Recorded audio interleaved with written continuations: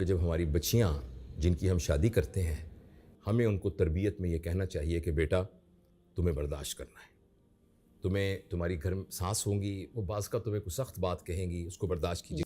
और इस तरह तुम्हारे घर में नंदे वगैरह होंगी, उनको बर्दाश्त की, खुश अखलाक रहना, खिदमत करना, ये सब कुछ सिखाना चाहिए।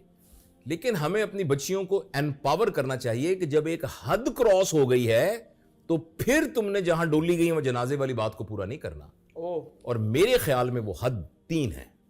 अगर आपका खामद आपको फिजिकली मारता है, this is a limit. Physically. Number 2, आपके घर में हराम रिज्क आ रहा है और आपके बच्चों के मुंह में हराम रिज्क जा रहा है। नंबर 3, आपका हस्बैंड आपके अलावा कुछ और औरतों के अंदर इंटरेस्टेड है। तो मैं अपनी बेटी को यह कहूंगा कि बेटा अगर इन तीनों में से कोई बात हुई है तो अपने खामद को यह अल्टीमेटम दो कि मैं आपके साथ नहीं रह सकती।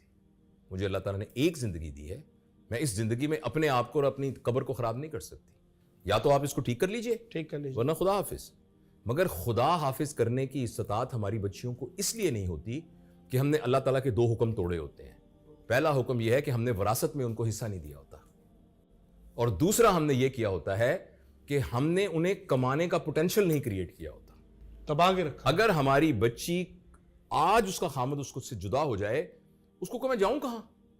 अब्बा अम्मी फौत हो गए हैं, भावजे, और वो मुझे संभालेंगे नहीं, तो मैं क्या करूं? लेकिन अगर आपने उसको कमाने का पोटेंशियल क्रिएट किया हुआ है और जायदाद में से उसको हिस्सा दिया हुआ है, तो उसके पास ये पावर है कि वो एक फजूल गधे आदमी के साथ जिंदगी नहीं गुजार सकती।